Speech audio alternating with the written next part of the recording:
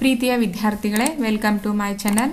ಈ ದಿನ ನಾವು 4ನೇ ತರಗತಿ ವಿಷಯ ಗಣಿತ ಅಧ್ಯಾಯ 4 ವ್ಯವಕಲನ ಅಭ್ಯಾಸ 4.1 ಇದಕ್ಕೆ ಸಂಬಂಧಿಸಿರ್ತಕ್ಕಂಥ ಹಿಂದೆ ನಾನು ಭಾಗ 1 ವಿಡಿಯೋದಲ್ಲಿ ಕೆಲವೊಂದಿಷ್ಟು ಲೆಕ್ಕಗಳನ್ನು ಬಿಡಿಸಿ ನಿಮಗೆ ತೋರಿಸಿದ್ದೀನಿ. ಇವತ್ತು ಅಭ್ಯಾಸ 4.1 ಇದರಲ್ಲಿ ಇರ್ತಕ್ಕಂಥ ಲೆಕ್ಕಗಳನ್ನು ಏನು ಮಾಡೋಣ, ಬಿಡಿಸೋಣ. ಈ ಲೆಕ್ಕಗಳನ್ನು ಮಾಡು ಅಂತ ಇದೆ, ನೀವು ಪುಸ್ತಕನ ನೋಡಿದರೆ ಗೊತ್ತಾಗ್ತದೆ. ನೋಡಿ, ಅಭ್ಯಾಸ 4.1ರಲ್ಲಿ ಈ ರೀತಿಯಾಗಿ ಕೊಟ್ಟಿದ್ದಾರೆ. 1ನೇ ಭಾಗ 2ನೇ ಭಾಗದಲ್ಲಿ ಇರ್ತಕ್ಕಂಥ ಲೆಕ್ಕಗಳು ಮತ್ತು ಸಮಸ್ಯೆ ರೂಪದ ಲೆಕ್ಕಗಳನ್ನು ಕೊಟ್ಟಿದ್ದಾರೆ. ಅವುಗಳನ್ನು ಈಗ ಒಂದೊಂದಾಗಿ ಬಿಡಿಸೋಣ. ಹೌದಾ? ನೋಡಿ, ಕೂಡಿಸೋಣ. ಈಗ ಇದು ಈ ಲೆಕ್ಕಗಳನ್ನು ಮಾಡು ಅಂತ ಹೇಳಿದ್ದಾರೆ. ಅವರು ಕಳೆಯುವ ಲೆಕ್ಕಗಳು. ಹೌದಾ? ಕಳಿಬೇಕು, ಮೈನಸ್ ಚಿಹ್ನೆ ನಾನು ಪ್ಲಸ್ ಹಾಕಿದ್ದೀನಿ. ಇವುಗಳನ್ನೆಲ್ಲ ಮೈನಸ್ ಮಾಡೋಣ. 5ರಲ್ಲಿ 0 ಅಂದರೆ 5, 6ರಲ್ಲಿ 3 ಹೋದರೆ 3, 8ರಲ್ಲಿ 4 ಹೋದರೆ 4, 3ರಲ್ಲಿ 2 ಹೋದರೆ 1. ಅರ್ಥ ಆಯ್ತಲ್ಲ? 1435 ಅಂತ. ಈಗ ಸೆಕೆಂಡ್ ಒಂದು ಲೆಕ್ಕವನ್ನು ಬಿಡಿಸೋಣ. ಮೈನಸ್ ಚಿಹ್ನೆ ಮಕ್ಕಳಿಗಿಲ್ಲ. 9ರಲ್ಲಿ 3 ಹೋದರೆ 6, 6ರಲ್ಲಿ 4 ಹೋದರೆ 2, 3ರಲ್ಲಿ 0 ಹೋದರೆ 3, 8ರಲ್ಲಿ 5 ಹೋದರೆ 3, 3326. ಓಕೆ, ನೆಕ್ಸ್ಟ್ ಇದು ನೋಡಿ. 6ರಲ್ಲಿ 5 ಹೋದರೆ 1, 7ರಲ್ಲಿ 4 ಹೋದರೆ 3, 5ರಲ್ಲಿ 3 ಹೋದರೆ 2, 9ರಲ್ಲಿ 2 ಹೋದರೆ 7 ಅಂದರೆ 7231 ಅಂತ. ಇವು ದಶಕ ರಹಿತ ವ್ಯವಕಲನದ ಲೆಕ್ಕಗಳು. ಹೌದಾ? ಇಲ್ಲಿ ನನ್ನ ಸೆಕೆಂಡ್ ಒನ್ 2ನೇ ಭಾಗದಲ್ಲಿದೆ ನೋಡಿ. ಇವು ಕೂಡ ಮೈನಸ್ ಲೆಕ್ಕಗಳು. ನಾನು ಹಾಗೆ ಪ್ಲಸ್ ಇಟ್ಬಿಟ್ಟಿದ್ದೀನಿ, ಅದನ್ನು ನೀವು ಗಮನಿಸಿ. ನೋಡಿ, ಇಲ್ಲಿ ದಶಕ ಸಹಿತ ವ್ಯವಕಲನವನ್ನು ಯಾವ ರೀತಿಯಾಗಿ ಮಾಡಬೇಕು ಅಂತ ನೋಡಿ. 2ರಲ್ಲಿ 9 ಕಳೆಯಕ್ಕೆ ಬರುತ್ತಾ? ಬರೋದಿಲ್ಲ ಅಲ್ವಾ? ಅದಕ್ಕೋಸ್ಕರ ನಾವು ಏನು ಮಾಡಬೇಕು, ಒಂದು ಕೈಲಾವನ್ನು ಕೊಡಬೇಕು. ಕೈಲ ಇಟ್ ಮೀನ್ಸ್ ಏನಿದು 10 ಅಂದರೆ ಮ್ಯಾಲಿನ ಸಂಖ್ಯೆಗೆ 10 ಕೂಡಿಸಬೇಕು. ಅಂದರೆ ಇದು 12 ಆಯಿತು. 12ರಲ್ಲಿ 9 ಕಳಿಬೇಕು. ಹೌದಾ? 12 ಬಟ್ಗಳನ್ನು ಅಥವಾ ನೀವು ಯಾವ ರೀತಿಯಾಗಿ ಇಟ್ಕೋತೀರಿ, 12 ಮೈಂಡಲ್ಲಿ ಇಟ್ಕೋಬಹುದು. ಅಲ್ಲಿ 9 ಬಟ್ಗಳನ್ನು ಮಡಚ್ಬೋದು. ನಿಮ್ಗೆ ಯಾವ ರೀತಿ ಅನುಕೂಲ ಆಗುತ್ತೋ ಆ ರೀತಿಯಾಗಿ ನಾವೇನು ಮಾಡಿ ಮೈನಸ್ ಮಾಡಿ 12ರಲ್ಲಿ ಏನು ಮಾಡೋಣ, 9 ತೆಗೆಯೋಣ. ಎಷ್ಟಾಯ್ತು? 3. ಹೌದಾ? ನೆಕ್ಸ್ಟ್ ನೋಡಿ, 5 1 6, 7ರಲ್ಲಿ 6 ಹೋದರೆ 1, 3ರಲ್ಲಿ 8 ಹೋಗುತ್ತಾ? ಇಲ್ಲಲ್ಲ. ಅವಾಗ ಮತ್ತೆ ಕೈಲ ಕೊಡಬೇಕು. 13 ಆಗುತ್ತೆ. 13ರಲ್ಲಿ 8 ಹೋಗಬೇಕು. 5 ಉಳಿತಲ್ಲ. ನೆಕ್ಸ್ಟ್ ನೋಡಿ, 5 3 1 4 ಅಂದರೆ 1. ನಿಮಗೆ ತಾಳೆ ನೋಡುವುದನ್ನು ನಾನು ಹಿಂದಿನ ತರಗತಿಯಲ್ಲಿ ಹೇಳಿದ್ದೀನಿ.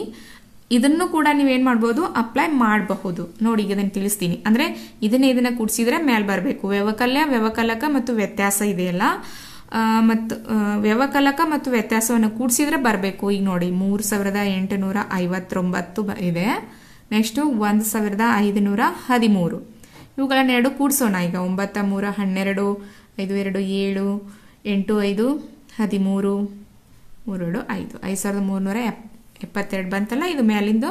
ಹಾಗಾದ್ರೆ ನಾವು ಬಿಡಿಸಿದ ಲೆಕ್ಕ ಏನಾಗುತ್ತೆ, ಸರಿ ಇದೆ ಅಂತ ನಮಗೆ ಅರ್ಥ ಆಗುತ್ತೆ. ಹೌದಾ? ಈಗ ಇದನ್ನು ಕಳೆಯೋಣ. 7ರಲ್ಲಿ 5 ಹೋದರೆ ಎಷ್ಟಾಗುತ್ತೆ? 2.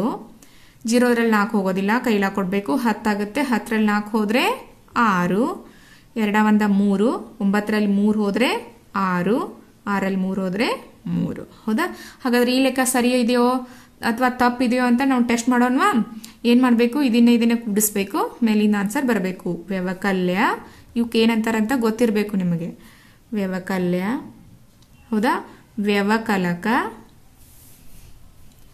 ವ್ಯತ್ಯಾಸ. ಇದನ್ನು ಹಿಂದಿನ ತರಗತಿಯಲ್ಲಿ ನಾನು ತಿಳಿಸಿದ್ದೀನಿ, ನಿಮಗೆ ಗೊತ್ತಿರಲಿ. ಈಗ ವ್ಯವಕಲಕ ಮತ್ತು ವ್ಯತ್ಯಾಸವನ್ನು ಕೂಡಿಸೋಣ. 3245, 3662. ಕರೆಕ್ಟ್ ಇದೆಯೋ ಇಲ್ಲ ಅಂತ ಗೊತ್ತಾಗಬೇಕಲ್ಲ. ನಾವು ತಪ್ಪು ಮಾಡಿರ್ತೀವಿ, ಯಾಕಂದರೆ ಏನಾದರೂ ಸ್ಮಾಲ್ ಮಿಸ್ಟೇಕ್ಸ್ ಆಗಿರ್ತವೆ. 5 2 7, 6 10, 6 2 8 1 9, 3 6, 6907 ಬಂತಲ್ಲ ಇದು. ಹಾಗಾದರೆ ಈ ಲೆಕ್ಕ ಸರಿ ಇದೆ ಅಂತ ನಾವು ಕನ್ಫರ್ಮ್ ಮಾಡ್ಕೋಬಹುದು. ಇನ್ನೆಷ್ಟು ಸಮಸ್ಯೆ ರೂಪದಲ್ಲಿರ್ತಕ್ಕಂಥ ಲೆಕ್ಕಗಳನ್ನು ಒಂದೆರಡು ಬಿಡಿಸೋಣ. ಅದು ನಿಮ್ಮ ಟೆಕ್ಸ್ಟ್ ಬುಕ್ಕಲ್ಲಿ ಏನಿದೆ ಅಂತಂದರೆ 3ನೇ ಭಾಗದಲ್ಲಿರ್ತಕ್ಕಂಥ ಲೆಕ್ಕಗಳಿದ್ದಾವೆ. ಅದರಲ್ಲಿ 4 ಪ್ರಾಬ್ಲಮ್ಸ್ ಇದ್ದಾವೆ. ನಾನು ನಿಮ್ಗೆ 2 ಪ್ರಾಬ್ಲಮ್ಸ್ಗಳನ್ನು ತಿಳಿಸ್ಕೊಡ್ತೀನಿ ನೋಡಿ. ಶಾಲಾ ಮಕ್ಕಳ ಕಲಿಕೋತ್ಸವಕ್ಕಾಗಿ ಊರಿನ ದಾನಿಗಳಿಂದ 8,250 ರೂಪಾಯಿ ಸಂಗ್ರಹವಾಯಿತು. ಅದರಲ್ಲಿ ಕಲಿಕೋತ್ಸವದ ಎಲ್ಲ ಖರ್ಚುಗಳ ನಂತರ ರೂಪಾಯಿ 894 ಉಳಿಯಿತು.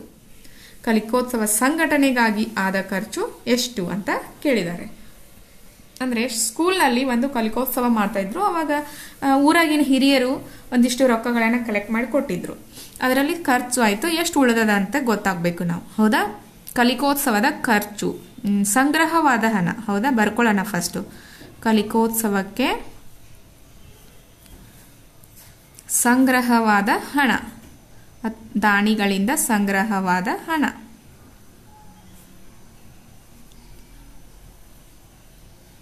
ಸಂಗ್ರಹವಾದ ಹಣ ಎಷ್ಟು? 8,250 ರೂಪಾಯಿ. ಹೌದಾ? ಹಾಗಾದರೆ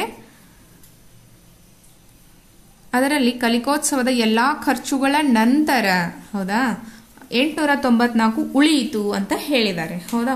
ಉಳಿದ ಹಣ ಅಂದರೆ ಎಷ್ಟು ಖರ್ಚಾಗಿತ್ತು ಅಂತ ನಾವು ಕಂಡುಹಿಡಬೇಕಾಗಿದೆ ಅಲ್ಲ. ಈಗ ಟೋಟಲ್ ಆಗಿರ್ತಕ್ಕಂಥ ಅಮೌಂಟ್ ಇಷ್ಟು ನಮ್ಮ ಹತ್ರ ಉಳಿದೈತಿ ಅಂದರೆ ಟೋಟಲ್ದಲ್ಲಿ ಉಳಿದಿದ್ದನ್ನು ಕಳೆದ್ಬಿಟ್ರೆ ಎಷ್ಟು ಖರ್ಚಾಗಿದೆ ಅಂತ ನಮಗೆ ಗೊತ್ತಾಗ್ತದೆ.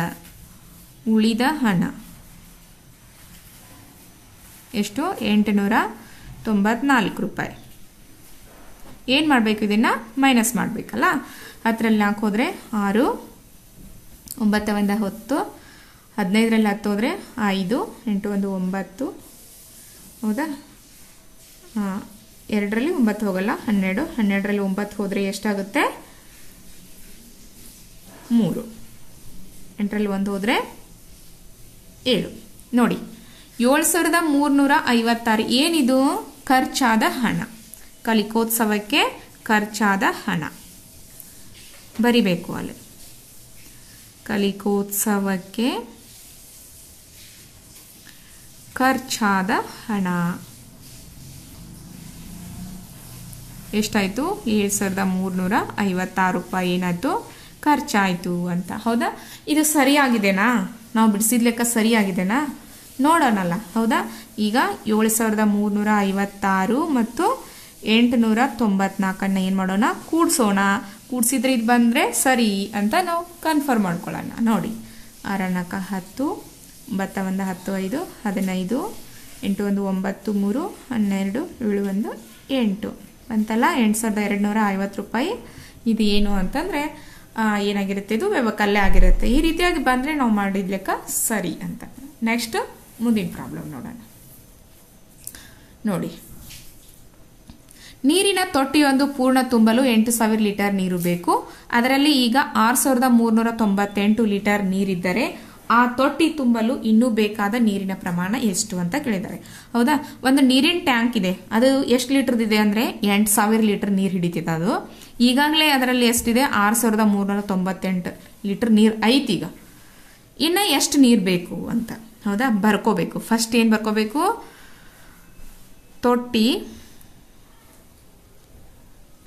ತೊಟ್ಟಿಯು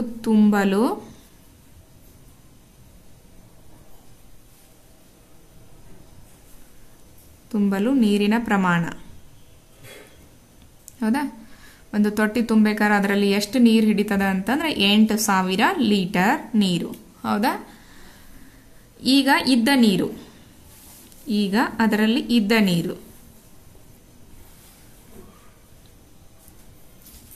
ಇದ್ದ ನೀರಿನ ಪ್ರಮಾಣ ಅಂತ ಬರಿಬಹುದು, ಅಥವಾ ಇದ್ದ ನೀರು ಅಂತಾನು ಬರಿಬಹುದು. ಎಷ್ಟು? 6,398 ಲೀಟರ್. ಒಂದು ಟ್ಯಾಂಕ್ ತುಂಬಬೇಕಾದ್ರೆ 8,000 ಲೀಟರ್ ನೀರು ಬೇಕು. ಈಗಾಗಲೇ 6,398 ಇದೆ. ಹಾಗಾದ್ರೆ ಇನ್ನು ಎಷ್ಟು ನೀರು ಬೇಕು ಅಂತ ಮೈನಸ್ ಮಾಡಬೇಕಲ್ಲ. ನೋಡಿ, 10ರಲ್ಲಿ 8 ಹೋದರೆ 2, ಅಂದರೆ ಕಳೆಯಕ್ಕೆ 0ರಲ್ಲಿ 8 ಕಳೆಯಕ್ಕೆ ಬರಲ್ಲ, ಕೈಲ ಕೊಟ್ಟರೆ 10 ಆಗುತ್ತೆ. 9 1 10, ಮೇಲಿಂದ 10 ಆಗುತ್ತೆ. 0, 3 1 4, 10ರಲ್ಲಿ 4 ಹೋದರೆ 6, 6 1 7, 8ರಲ್ಲಿ 7 ಹೋದರೆ 1. ಅಂದರೆ ಇನ್ನೂ ಬೇಕಾದ ನೀರಿನ ಪ್ರಮಾಣ, ಇನ್ನೂ ಬೇಕಾದ ನೀರಿನ ಪ್ರಮಾಣ ಎಷ್ಟು? 1602 ಲೀಟರ್ ನೀರು ಏನು ಬೇಕು ಆ ಒಂದು ಟ್ಯಾಂಕಲ್ಲಿ ನಾವು ಹಾಕಬೇಕು. ಹಾಗಾದರೆ ಇದು ಸರಿಯೋ ತಪ್ಪೋ ಅಂತ ಟೆಸ್ಟ್ ಮಾಡೋಣ. ಏನು ಮಾಡಬೇಕು? ಟೆಸ್ಟ್ ಮಾಡಬೇಕಾದ್ರೆ ಎರಡನ್ನ ಕೂಡಿಸ್ಬಿಟ್ರೆ ಆನ್ಸರ್ ಬರಬೇಕದು. 6398 ಮತ್ತು 1602. 8